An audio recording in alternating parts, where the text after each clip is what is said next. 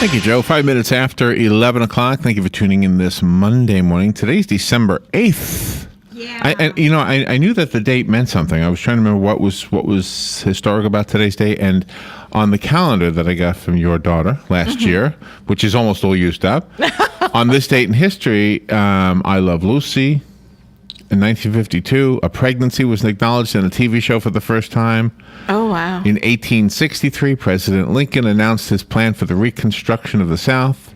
On this date in 1967, Ron Hextall with the Philadelphia Flyers became the first goalie in NHL history to shoot and score a goal. Oh. And on this date in 1964, the actress Terry Hatcher was born. And I knew there was something else about December 8th, and I was just racking my brain trying to remember what it was. This is the date that John Lennon was shot. 1980. Wow, I had forgotten. 1980, John Lennon. Gosh. I was a big Beatles fan when I was I was a big Beatles fan all my life, really. Yeah. Almost all my life. Not in the very beginning, I'll be honest. I wasn't one of those who, I didn't know much about anything. You know, I was studying music when I was a kid, and I remember my music teacher asking me if I wanted to learn any songs by the Beatles, and all I knew about the Beatles, this is what I knew. You want to know what I knew? What? I knew they were on Ed Sullivan, but my dad didn't watch Ed Sullivan, so I hadn't seen them. I also knew that their name, and I knew that they had long hair by the standards of those days. Yes. And I know this is going to sound silly. It just kind of shows you how young I really was when the Beatles first came out. I don't know, 62, 64, something like that. But Yeah. I remember the guy who used to show the Three Stooges, the Three Stooges shows on TV. His name was Officer Joe Bolton. Oh, So it was a local show. And I guess one of his sponsors was Silly Putty. So he took the picture of the Beatles in the newspaper, and he placed the Silly Putty on their faces, and then he showed. remember that was one of the selling things. Oh, yeah, that was the selling a selling points of point. Silly Putty. You could lift Yeah. up a picture from a newspaper, and then he was stretching out the faces. So when my music teacher asked me if I wanted to learn any songs by the Beatles, I was like, I don't know any songs by the Beatles. And, and I thought all the kids knew these songs, Yeah. and I honestly did not know them. And then, got a little bit older, and I started paying more attention to popular music. I always loved music. I just Yes. didn't really follow popular music. I guess I was just listening to whatever my parents had in the record collection. No, that's how it was when we were growing those up. days, As which is- really young kids. Which is probably because you and I same age, which is Yeah. probably why Sinatra became somebody we liked, and our classmates didn't really. Yeah, exactly. Because we were kind of listening to our parents' music more than our own generation at that time. Yeah, they were rebels. So anyway, I eventually became. I don't know, gosh, this is just an ad-libbed bit, I guess, that we're doing right now. I didn't even expect to do this, but I was talking about the date. And so then I became a big Beatles fan, and John Lennon, of course, was a huge part of the Beatles. There's some of my favorite songs that I eventually did like them a lot. Yeah. And I knew where he lived. He lived in the building he was shot in front of, the Dakotas, is right next to Central Park. I can't remember the street right there, but it overlooks Central Park.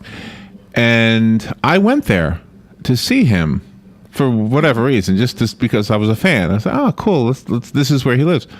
I went there with a friend, and when we got there was a girl standing there, waiting to see him. Also, that was it. Just the girl and the two of us. But the difference between the two of us and her is that she stood there a lot. Oh, okay. So she knew him. She was one of those fanatic fans that just always pestered the person she was a fan of. Oh, okay. But that helped us because she told us, "Oh, he'll be out. I know his schedule. He'll be out." So we said, "Oh, cool. Well, we'll wait. We'll wait for him to come out." Well, John Lennon and his wife Yoko Ono came out the door of the Dakotas when we were standing there. She, the girl, called to him. I was like in awe, like starstruck. I was just a. You were what, teenager, 16, 17? No, I was maybe, older 18? than that. I think I was like 20 or something. Oh, okay. Yeah, Okay. I was a bit older than that. But anyway, so she called out to him. He turned around and he said, "We'll be right back." He whistled for a taxi cab as opposed to getting the doorman to get the cab. We saw some other celebrities. Leonard Bernstein lived there. Oh, wow. And some other rich people who they may not have been famous. Who knows? Yeah. But they would have the doorman get the The cab. The cab, yeah. In John Lennon's case, he walked out there and he whistled, and the cab came. He did it like anybody else would do, calling for a cab. Yeah, real person. So anyway, he turned around and he said to the girl, "We'll be right back." And then he and Yoko got into the cab and left. So then we decided to leave because, well, cool, we just got to see John Lennon. And the girl said, "No, don't leave. He'll be back." And I said, "He doesn't owe me anything. I mean, when I buy his record." I have paid for that piece of plastic with that music on it, and he has given me the plastic, and I have given him the $5 or whatever it was at that time. Right. And it was just nice to see him, even though we didn't chat with him. And that was the very spot where he got shot at on this date, 1980. That very spot. Who knew that was going to happen? Exactly. And I'll tell you what. I mean, even though when I was very, very young, I didn't know anything about them or have any affinity or any whatever. I wasn't a fan. But it became, there are certain celebrities who feel like they're friends. Yes. And when somebody who feels like a friend dies, it is like when a friend dies. When he died, I remember being hurt by it a little bit. Yeah. Same thing with Robin Williams. When Robin Williams died, it was kind of like that same feeling. I'm sure it was for Dan, especially here, because Dan actually worked with him. Yeah, exactly. In his case. But anyway, so just on this date, 1980. So what is that now? 24 years, Robin? Yeah. 34. Oh, 34. 34 years. 34 years. Gosh.